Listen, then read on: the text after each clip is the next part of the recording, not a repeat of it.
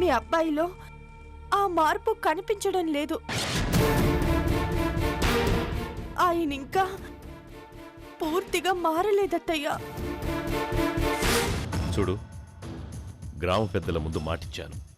మాట నిలబెట్టుకోలేనప్పుడు ఆ మనిషి ఉన్నా ఒకటే, లేకపోయినా ఒకటే. శిఖరం శిఖరం.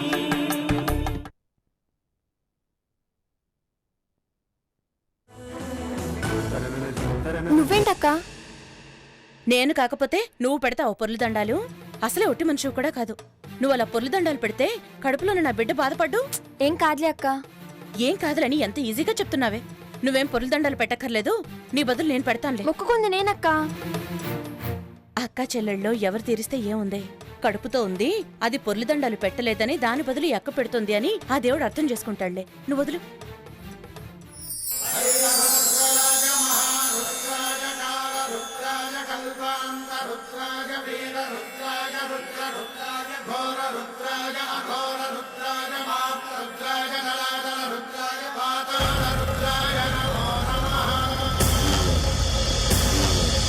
ఓం శివోహం ఓం శివోహం రుద్రనామం భజేహం. ఓం శివోహం ఓం శివోహం రుద్రనామం భజేహం. వీరభద్రాయ అగ్నినేత్రాయ ఘోర సంహారః सकललोकाय सर्वभूताय सत्य साक्षात्करा.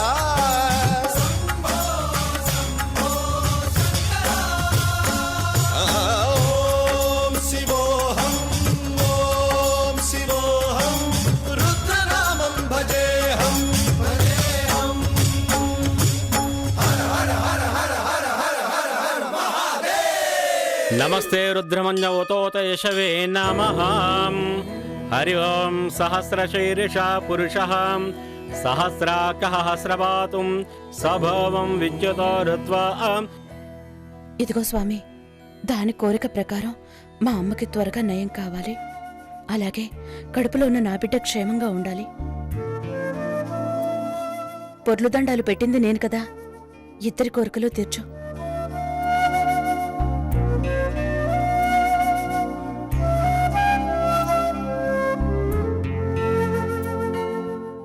నన్ను ఇంత బాగా చూసుకునే అక్కకి ఏ కష్టం రాకూడదు. అనవసరంగా నా మూలంగా కష్టపడింది. ఇలాంటి తప్పు ఎప్పుడు చేయను.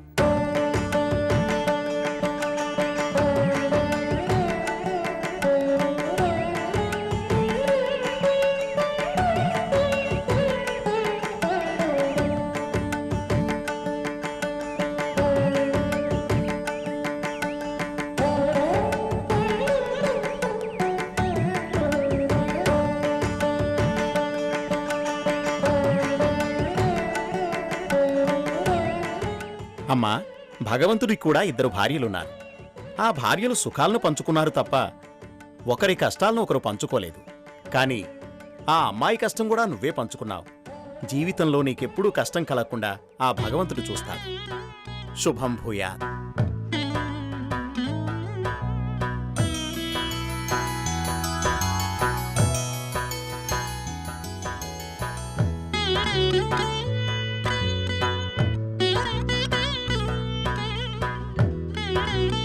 పద.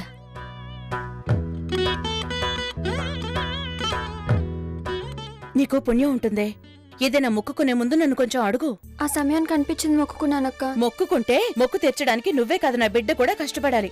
అదే నేను రాకపోయింటే ఈ పాటికి పొర్లేదానివి. బిడ్డ గురించి ఆలోచించదానివా నువ్వు? సర్లే, ఇంకెప్పుడు నాకు చెప్పకుండా నీ ఇష్టానికి మొక్కుకోవద్దు. నాతో చెప్పు, నీ తరపు నేను మొక్కుంటాను, నేను మొక్కు తీర్చుకుంటాను. సరేనా? పద. అక్క, నీకోసం చీర తెప్పించాను, వెళ్ళ రూమ్ లో మార్చుకో.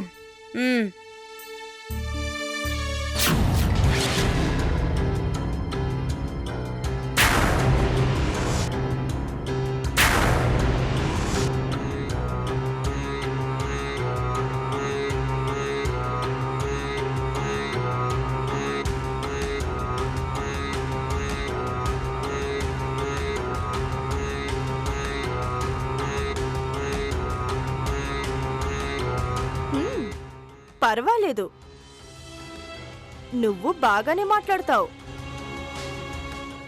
మామూలుగా మీ అన్నయ్యని చూస్తే మాట రాదు కదా అనుకున్నాను. కూతురు మీద ప్రేమ బాగానే మాట్లాడించిందిగా. నువ్వు ఈ రేంజ్లో మాట్లాడగలవనుకుంటే ఈ రూట్లోనే వెళ్ళేదాన్ని. మనసు చంపుకొని మాట్లాడాను. 10 మందిలో మా అన్నయ్య చెడయ్యే కన్నా మా అన్నయ్య ముందు నేను చెడ్డైనా పర్వాలేదనుకుని మాట్లాడాను. కానీ వర్కౌట్ అవ్వలేదుగా. అవ్వదు. మంచి కోసం బతికేవాళ్ళు మాట తప్పరు. నేను మాట తప్పను. నీ వల్ల కాదు అన్నప్పుడు నా రూట్లో నేను వెళ్ళాలిగా. ఇదిగో ఈ పేపర్స్ మీద సంతకం పెట్టు. నా వల్ల కాదు. చెప్పానుగా అవకాశం ఇవ్వగలను కానీ టైం ఇవ్వలేను అని. ఇప్పటికే చాలా టైం వేస్ట్ చేశా. వరుదిని, ఈ సంతకం పెట్టాక మళ్ళీ జీవితంలో నా అన్నయ్య మొహం నేను చూడలేను. కోర్టులో స్టే ఆర్డర్ నేను తెచ్చాను అంటే మా అన్నయ్య మళ్ళీ నా మొహం చూడ్డు. అదే కదా నాకు కావాల్సింది. సంతకం పెట్టు. ఊరికిచ్చిన మాట కోసం మా అన్నయ్య నా మాట కూడా కాదన్నాడు. అలాంటిది ఇంత చెప్పినా నేను ఈ పని చేశాను అంటే నా కుటుంబం నన్ను అసహించుకుంటుంది. ఇన్ని రోజులు దగ్గరగా ఉండి దూరంగా బ్రతికాను. ఇప్పుడే దగ్గరయ్యాను. మళ్ళీ నా వాళ్ళకు దూరం చేయకు ప్లీజ్. నిన్ను నీ కుటుంబాన్ని కలపడానికి నిన్నిక్కడికి తీసుకొచ్చుంటే నీ మాటలకి నిజంగా కరిగిపోయేదాన్ని. కానీ నేనందుకు రాలేదు. నాశనం, సర్వనాశనం చేయడానికి వచ్చిందాన్ని. సంతకం పెడతావా పెట్టవా? పెట్టను.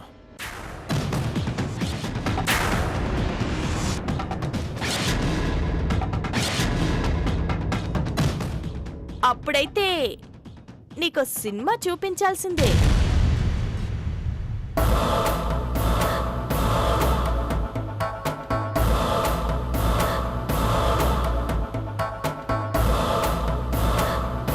రే, నా మొగుడికి తన కూతుర్ని మనం ఎంత బాగా చూసుకుంటున్నామో చూడాలనుందంట. ఒక్కసారి చూపించండి.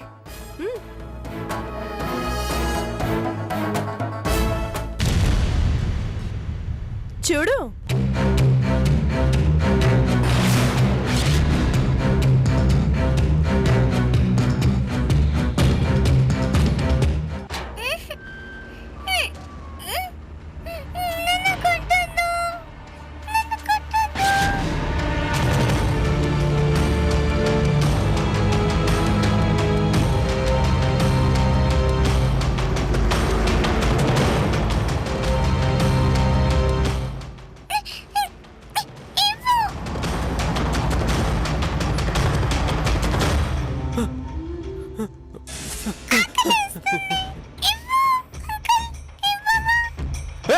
నా కూతురు ఏం చేద్దురా ప్లీజ్. వరుదిని, నా కూతురు ఏం చేద్దాం చెప్పు ప్లీజ్. ప్లీజ్ వరుదిని చెప్పు. ఇక్కడ నా మీద నీ ప్రతి యాక్షన్ కి అక్కడ నీ కూతురు మీద రియాక్షన్ ఉంటుంది. నా కూతురు ఏం చేద్దురా ప్లీజ్ వరుదిని ప్లీజ్ చెప్పు. నా కూతురు ఏం చేద్దాం చెప్పు ప్లీజ్ వరుదిని. మరి సంతకం పెట్టు.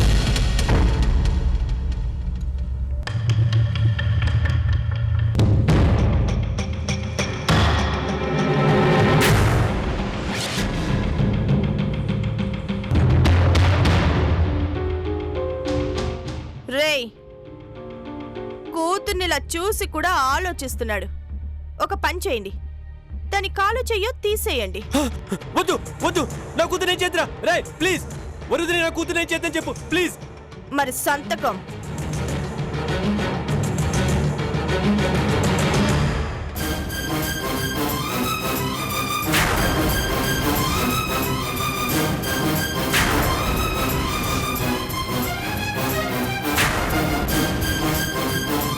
తీసుకో. నా కూతురు నేను చేద్దాం చెప్పు ప్లీజ్. నా కూతురు నేను చేద్దాం చెప్పు.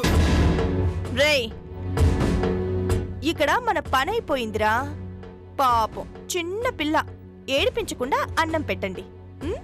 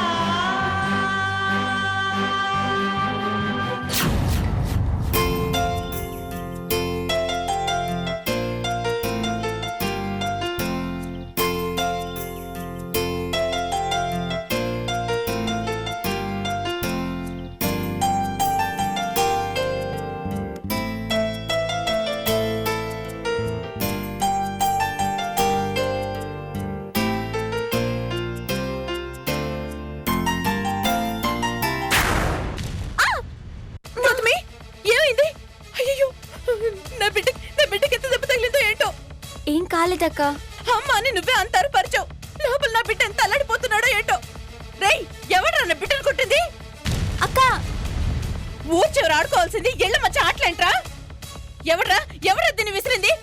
నేనేనండి. ఏరా, నా బిడ్డని కొడతావా? నిన్ను ఊరుకో అక్క, పిల్లేదో ఆడుకుంటున్నారు, వాళ్ళేం కావాలని కొట్టలేదుగా. నోర్మై, నీకు నోరుంది కాబట్టి నువ్వు అరిచావు. నా బిడ్డ ఇలా అరవలేడు కాబట్టి ఏం కాలేదంటున్నావు.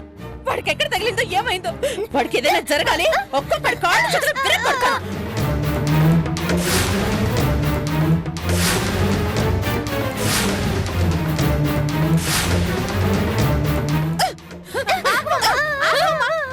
నా బిడ్డను పట్టుకొని గొడ్డును బాదినట్టు బాతున్నావు.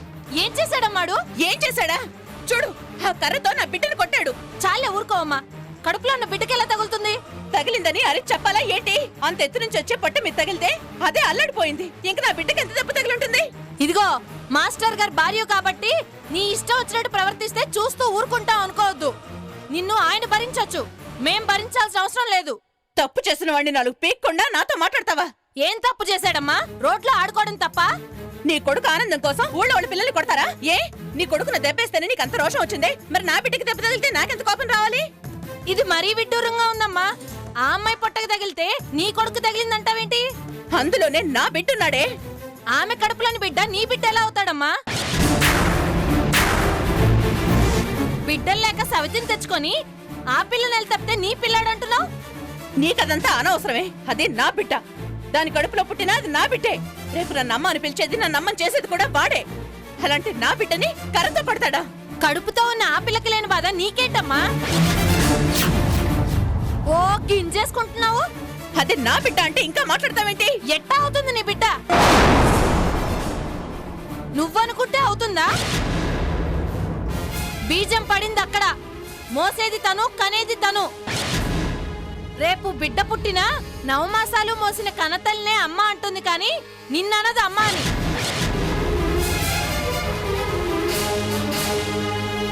వాడంటాడు నేనని పెంచుకుంటారు. ఏమని అనిపించుకునేది? నా బిడ్డ అని నువ్వనుకుంటే సరిపోదు. వీడు నా బిడ్డ. నన్ను అమ్మ అంటాడు గాని సాకింది పురుడు పోసిందాక పుట్టింట్లో పెట్టుకుంది కదా అని నా అమ్మని అమ్మ అండు, నన్ను అమ్మ అంటాడు.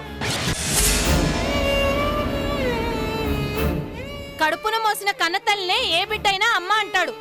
పురుడు పోసిన మంత్రసాన్నో ఆపరేషన్ చేసి తీసిన డాక్టర్నో అమ్మ అని పిలవడు. నా దగ్గరంటే అన్నావు, ఇంకెవరి దగ్గరన్నా అన్నావు గాని పిచ్చేమో అంటారు.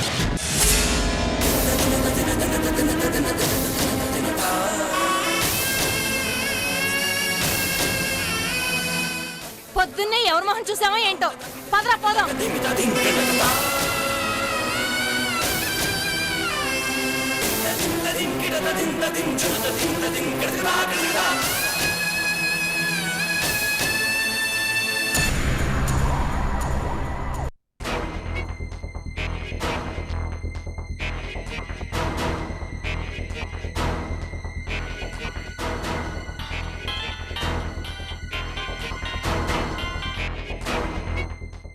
హలో, లాయర్ గారు, వారుధిని. చెప్పండి మేడం. సంతకాలు అయిపోయాయి. అన్న చేస్తున్న పనికి తన అనుమతి లేకుండా చేస్తున్నాడని తమ్ముడు చేసిన సంతకం. స్టే ఆర్డర్ తీసుకోవడానికి ఇది చాలనుకుంటాను. సంతకం పెట్టారు కదా, అది చాలు. స్టే ఆర్డర్ వచ్చినట్టే. అదే నాకు కావాలి. 10 ఎకరాలు గ్రానైట్ పడిన పొలం రాయగానే ఈ ఊరికి దేవుడైపోయాడు. ఇలాగే వదిలేస్తే గుడి కట్టినా కట్టేస్తారు. అందుకే అన్నిచ్చిన పొలానికి తమ్ముడు అడ్డుపడ్డాడు అంటే అటు ఊరి జనం ముందు చులకనైపోతారు, ఇంట్లో గొడవవుతుంది. పాలకుండలో విషపు చుక్క అంటారు. విషపు చుక్కేస్తే పాలే చెడిపోతాయి. నాకా పాలకుండే పగిలిపోవాలి. ఈ పేపర్స్ ఎక్కడికి తీసుకురమ్మంటారు? నేను కోర్టు దగ్గరకు వెళ్తున్నాను. అక్కడికొచ్చి ఫోన్ చేయండి మేడం. అలాగే.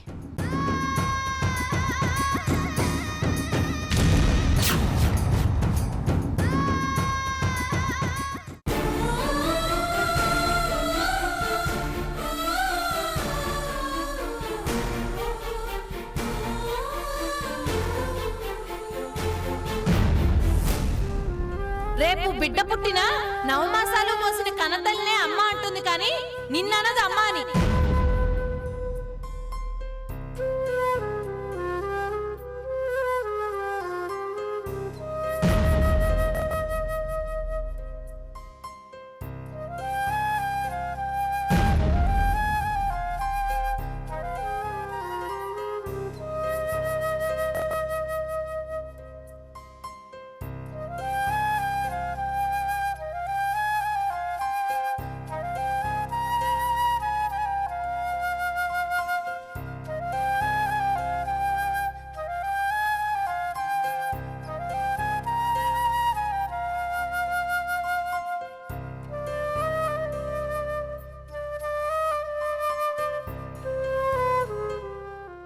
నానా, ఏంటమ్మా అలా ఉన్నావు? గౌతమి బిడ్డంటే నా బిడ్డే కదా నాన్నా. చెల్లెలి బిడ్డ అక్కకి బిడ్డే కదమ్మా. రేపడు పుట్టాక నన్ను అమ్మ అనేగా అంటాడు. తల్లిని ఏ బిడ్డైనా అమ్మా అనే అంటాడు. మరి తనేంటి ఎలా ఉంటుంది? ఎవరమ్మా? రేపు బిడ్డ పుట్టినా 9 మాసాలు మోసిన కనతల్నే అమ్మ అంటుంది కానీ నిన్ననది అమ్మ అని. వాడు నా బిడ్డ నాన్న. నన్ను అమ్మని చేయడానికి గౌతమ్ కడుపులో పెరుగుతున్నాడు. కాదు కాదు, నేనే పెంచుతున్నాను. మరి నా బిడ్డ నన్ను అమ్మ అనడు అంటుందేంటి? ఎవరో ఏదో అన్నారని వాళ్ళ మాటలు పట్టించుకుంటావేంటమ్మా? లేదు నాన్న, తనన్న మాటలు వింటుంటే నా బిడ్డకి నేను తల్లిని కాకుండా పోతానేమో అనిపిస్తోంది. నా సంతోషం కోసం కాదు. నువ్వు నిజం చెప్పు, వాడు నా బిడ్డే కదా? అబద్ధం చెప్పి నిన్ను సంతోషపెట్టమంటావా? బాధపడినా పర్వాలేదని నిజం చెప్పమంటావా? నాకు నిజమే కావాలి. అమ్మా అని పిలిపించుకుని ఆశ తీర్చుకోవడానికి నీ భర్త జీవితంలోకి గౌతమిని నువ్వే తీసుకొచ్చావు. అమ్మయ్యే అదృష్టాన్నిచ్చావు. ఆ బిడ్డే నీ బిడ్డని సంతోషపడుతున్నావు. నీ సంతోషం కోసమే అయితే అది నీ బిడ్డే. నలుగురు దృష్టిలో మాత్రం గౌతమి బిడ్డ.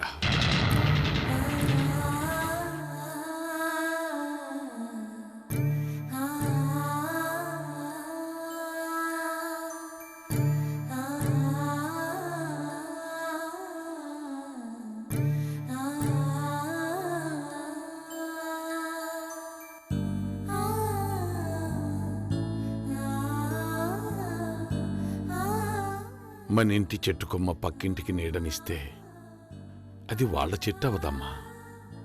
సేద తీర్చటానికి నీడనిస్తుంది అంతే. గౌతమి బిడ్డని నీ బిడ్డని సంతోషపడాల్సిందే తప్ప నీ బిడ్డ కాదమ్మా. ఎందుకవదు? అన్నీ చేసింది నేనే. నువ్వెన్ని చేసినా బిడ్డను మోసేది గౌతమేనమ్మా.